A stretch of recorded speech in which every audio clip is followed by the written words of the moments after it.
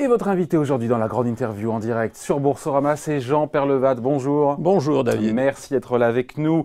Qu'avez-vous pensé? Êtes-vous ou pas tombé de votre siège en lisant les révélations du Monde sur les Paradise Papers? Est-ce que tout ça est scandaleux? Est-ce que tout ça vous choque? Parce que finalement, ces Paradise Papers, ça s'apparente quand même à de l'optimisation fiscale, disent certains, plus qu'à de la fraude. Il n'y a pas a priori de montage fraudulé.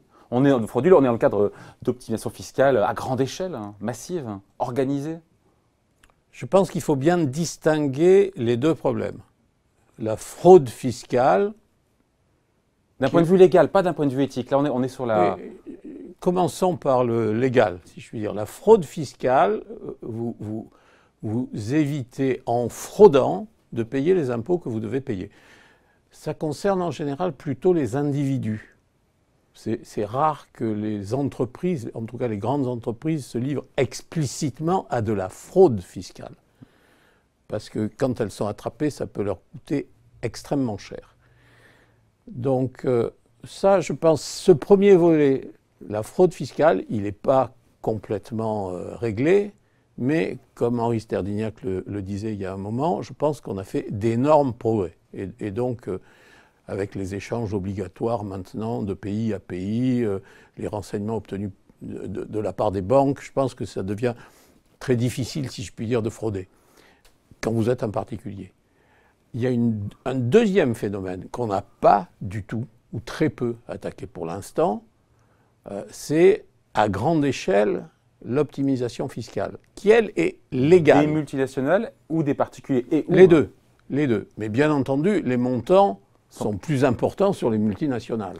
Mais sur les particuliers, parce que, encore une fois, certains sont en droit de pousser les cris d'orfraie, de critiquer l'optimisation fiscale à outrance. Mais quand un particulier, il investit dans du Pinel, dans l'immobilier Pinel, qu'est-ce qu'il fait? Il défiscalise, enfin il optimise. Exact. Il y a une bonne optimisation quand c'est monsieur tout le monde et quand c'est les gens qui sont plus riches et qui sont conseillés. C'est pas de la bonne optimisation. Exactement. Enfin, je dis rien. Qu'est-ce que c'est que l'optimisation fiscale? C'est utiliser toutes les ressources de la fiscalité au niveau international, pas seulement d'un pays, mais de plusieurs pays. Vous faites du Pinel en France, vous êtes en face de la fiscalité française, point. Et tous les citoyens français sont à égalité. Quand vous faites de l'optimisation fiscale à travers les frontières, vous avez un niveau de connaissance déjà beaucoup plus approfondi des différentes fiscalités, parce que vous utilisez les fiscalités de plusieurs pays, et en général... Mais le principe reste le même. Non David, parce que ce que vous faites à ce moment-là, et c'est là que l'éthique entre en jeu, c'est que vous tirez parti des failles, des contradictions. Des failles réglementaires. Entre les fiscalités des différents pays. Elles n'ont pas été conçues, chacune d'elles, de façon à couvrir d'un ensemble homogène la totalité de la planète. Il y a des trous. L'optimisation fiscale, ça consiste à s'engouffrer dans les trous qu'il y a entre les différentes fiscalités. Ou d'utiliser les aubaines que présentent vis-à-vis des investisseurs. Et donc d'un point de vue éthique, moral, ça vous choque, mais d'un point de vue, encore une fois, réglementaire et légal, il n'y a rien à dire. Juridique, il n'y a rien à dire. Il n'y a rien à dire d'un point de vue juridique, ça me choque d'un point de vue éthique, et en tant que citoyen, je dis aux journalistes qui font leur boulot, qui font un boulot admirable et que je salue au passage, leur dire, mais ce sont les États que vous devriez mettre en cause. Parce que s'il y avait une vraie coordination fiscale au niveau international entre les différents États, l'optimisation fiscale ne serait plus possible. Mais vous savez parfaitement que rien qu'à l'échelle de l'Union européenne, il faut avoir l'unanimité sur les questions fiscales. Et donc il y aura toujours le Luxembourg, il y aura toujours l'Irlande qui diront non. Non, je ne crois pas. Je pense que... Ou alors il faut avancer à petits groupes. J'ai entendu pendant des décennies, compte tenu de ma longue carrière, les banquiers suisses dire on ne pourra jamais toucher au secret bancaire, en Suisse. Oui, mais qui a fini par disparaître. Grâce à qui? Grâce aux Américains. Oui, mais très bien, je les félicite. Je les félicite, j'en suis très heureux. Mais aujourd'hui, comme par hasard, et c'est un phénomène probablement beaucoup plus important dans ces montants que ce qu'on vient de découvrir dans les Antilles, regardez le combat sur les GAFA, sur Apple, sur Google, sur Microsoft, qui ne payent pas d'impôts en utilisant, une fois de plus, les trous de la fiscalité internationale. Et donc ça, le jour où les États européens se mettent d'accord sur un mode de fiscalité à peu près homogène de l'ensemble des multinationales. Ce qu'ils veulent faire avec une base fiscale oui, commune. Ça prendra des années, c'est compliqué, c'est long, mais je n'ai aucun doute, ça finira par arriver. Et de ce point de vue-là, tout ce que disent les journalistes sur ces sujets peuvent aider. Parce que pour le commun des mortels, il faut dire, ces Paradise Papers, ça donne quoi? Ça donne le sentiment que quand on est riche, eh ben, on peut se soustraire pour partie à l'impôt si on est bien conseillé, alors que le fisc va vous tomber dessus pour le commun des mortels si jamais il y a une coquille dans votre déclaration de revenus. C'est ça que ça donne comme sentiment. Sans vouloir te sombrer dans le Je pense, David, que mon discours était assez clair et que je ne vais pas être accusé de complicité. Non. Bon, très bien. Alors, je vais prendre l'exemple de la reine d'Angleterre pour bien me faire comprendre, parce que j'ai lu comme tout le monde dans les journaux.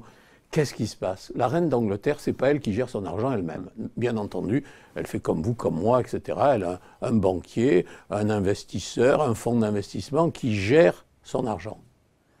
Donc, elle ne sait pas ce qui se passe. C'est pas, à mon avis, sa préoccupation majeure. Le banquier en question distribue, le fonds d'investissement distribue l'argent à travers un certain nombre de fonds qui prennent des participations dans un certain nombre d'entreprises.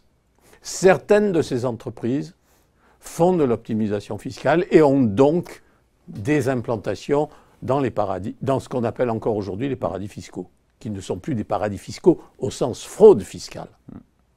Et donc, vous voyez bien que la mécanique fait que l'optimisation fiscale, je vais dire une horreur, elle fait partie du travail du bon directeur financier de la bonne multinationale. C'est son boulot de faire en sorte que sa société paye le moins d'impôts possible. Mais alors quand l'Union européenne dit, encore une fois, en poussant des cris d'orfraie, qu'elle veut en faire plus contre l'évasion fiscale, j'ai envie de dire qu'elle fasse déjà le ménage. Exactement. Hein? Il faut balayer dans sa porte déjà. C'est d'abord une responsabilité politique des États. Et parce qu'on se souvient encore une fois, c'était en 2009, Nicolas Sarkozy, il avait dit quoi? Les paradis fiscaux, c'est terminé. On n'en est pas encore là. Hein. Même si beaucoup de choses ont été faites. Regardez, le Luxembourg a fini par céder. Les rescrits luxembourgeois, c'est terminé. Les rescrits, ce sont les accords entre les accords d'optimisation fiscale bénis par le gouvernement local. Et les multinationales. Et les multinationales. Voilà, c'est fini. Donc, on progresse, mais pas assez vite. Et la pression citoyenne n'est pas assez forte parce que souvent, elle ne s'adresse pas exactement aux problèmes qu'il faut traiter. Et quand on voit, on a vu des noms, encore une fois, parler de la reine d'Angleterre, mais quand on voit, et c'est là où on peut être plus choqué de voir des personnalités politiques ou proches de personnalités politiques qui ont pris des positions autour du gouvernement Trump ou du Premier ministre canadien Justin Trudeau, il n'y a pas un devoir d'exemplarité quand même là? On se dit, il n'y a pas un double discours quand on voit des noms comme ça? Là, nous sommes à nouveau dans l'éthique. Je vais peut-être ajouter un volet d'ailleurs. La fraude, on en a parlé, bien entendu, si ces messieurs ont fraudé, ils sont indignes d'exercer une responsabilité publique quelle qu'elle soit, il faut les sortir. Il y a l'optimisation fiscale, on vient d'en parler. Il y a un troisième aspect qui est particulièrement développé dans ces territoires et qui est à nouveau du ressort de la communauté internationale et des États. Vous pouvez ouvrir des comptes dans ces territoires, non pas pour des raisons de fraude fiscale, même pas éventuellement pour des raisons d'optimisation fiscale, vous pouvez le faire pour être protégé par le secret. Vous pouvez le faire parce que c'est des endroits où vous pouvez être encore clandestin. Vous pouvez posséder des sociétés sans apparaître. Et c'est ce qui s'est passé avec les amis de M. Trump, et c'est à travers les papiers en question, les leaks des papiers en question, qu'on a découvert que l'un d'eux avait des accords avec des oligarques russes. Ouais. Donc la notion de clandestinité dans le déroulement des affaires au niveau international est une notion, à mon avis, qu'il faudrait remettre en cause.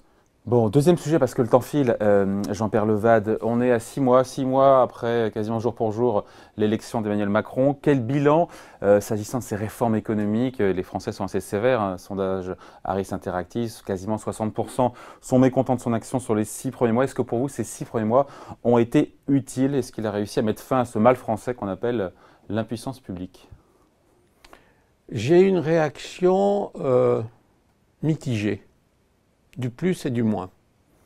Je pense qu'on ne peut pas lui enlever le mérite extraordinaire d'avoir mis la France et l'action publique en mouvement. Donc il y a du mouvement chez Macron, et de ce point de vue-là, par rapport au président précédent, au pluriel, Ouais. Et je ne m'arrête pas nécessairement aux deux précédents, hein, il faut remonter un peu plus haut, je pense que c'est très bon. Cela étant, pour moi, ce mouvement, pour l'essentiel aujourd'hui, est fait de superficiel. Donc je pense... Pensez à quoi, en l'occurrence? Comme il y a eu les ordonnances sur le contrat de travail, enfin le droit du travail, la suppression de l'ISF, la flat tax, la hausse de la CSG, la CSG, la baisse des cotisations, il y a eu la suppression partielle de la taxe d'habitation, il y a beaucoup de choses quand même. C'est pas superficiel tout ça, non? Si? Si, dans la mesure où je ne pense pas que ça s'adresse de manière frontale aux problèmes majeurs de l'économie et de la société française. Je vais vous prendre deux exemples. Un, volontairement, parmi les choses qu'il a faites, c'est-à-dire la réforme du droit du travail.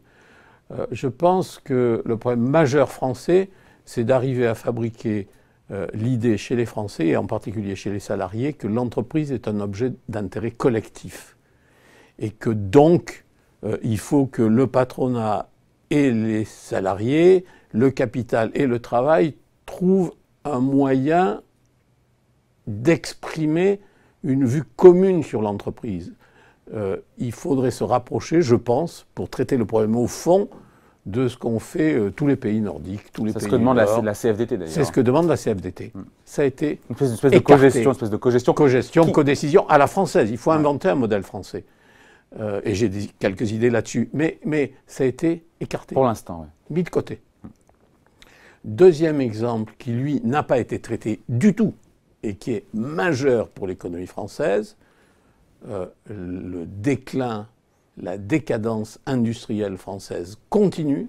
Mais quand on baisse la fiscalité sur le capital, c'est ce que dit pourtant ce que dit Bruno Le Maire, on baisse la fiscalité sur le capital pour favoriser l'investissement. Je vais y venir. Donc, la balance commerciale continue à se casser la figure, elle est de plus en plus déficitaire, et cet aspect qui concernait uniquement l'industrie jusqu'à une date récente est en train de s'étendre aux services aux entreprises.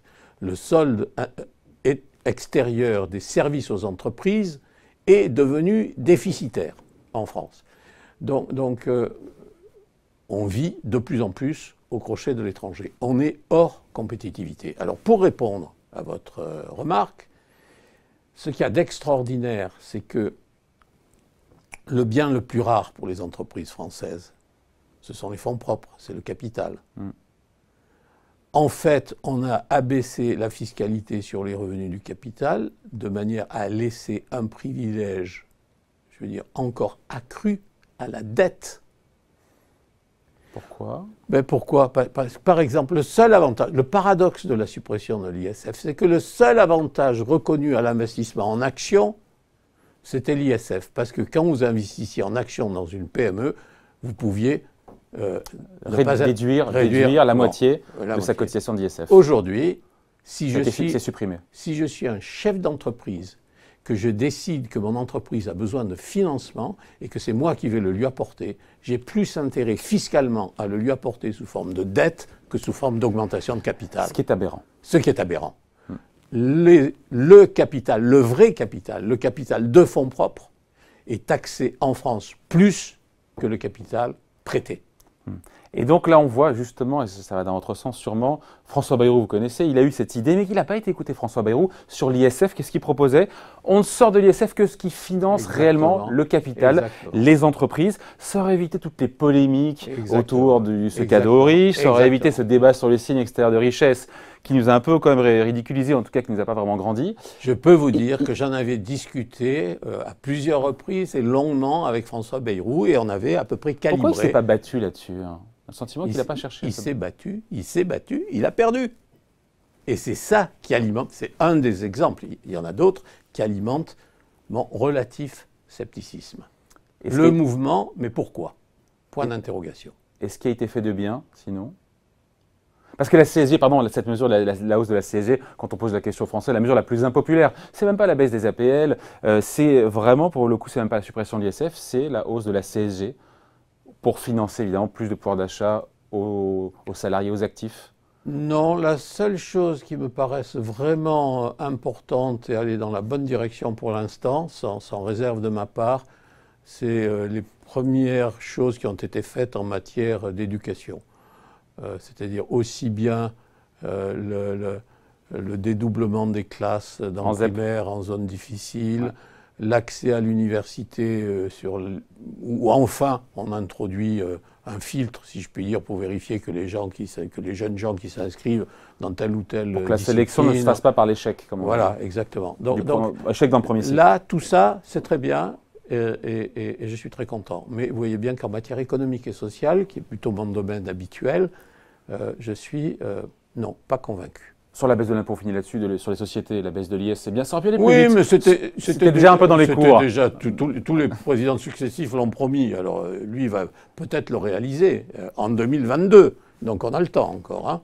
Bon, et puis il y a aussi la réforme des retraites, on ne sait pas trop où le gouvernement veut aller, sur la baisse de la dépense publique, là encore une fois, zéro, ça, c'est... Zéro, retraite zéro, baisse de la dépense publique zéro, alors qu'une fois de plus, vous savez quels sont les deux postes les plus importants de la dépense publique en France, hein, et qui expliquent... Le remboursement de l'intérêt des intérêts. Non, pas du tout. Les deux postes les plus importants, ce sont les retraites, 14% du PIB. Ah oui, vous parlez, d'accord. 14% du PIB.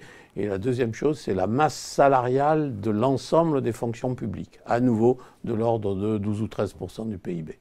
Et ces deux postes-là expliquent les 2/3 de la surcharge des prélèvements en France par rapport aux pays concurrents. Donc, voilà. Et là-dessus, on ne sait encore pas trop là où veut aller le gouvernement. On fait rien. Pour l'instant, on aura l'occasion de parler. Comme dirait M. Éric Ciotti, le gouvernement ne fait rien. Mais les précédents non plus. Sur ces deux sujets-là. Sur ces deux sujets-là. Merci à vous, Jean-Pierre Levade. Merci d'avoir été notre invité dans la grande interview en direct sur Boursorama. Merci. Merci, David.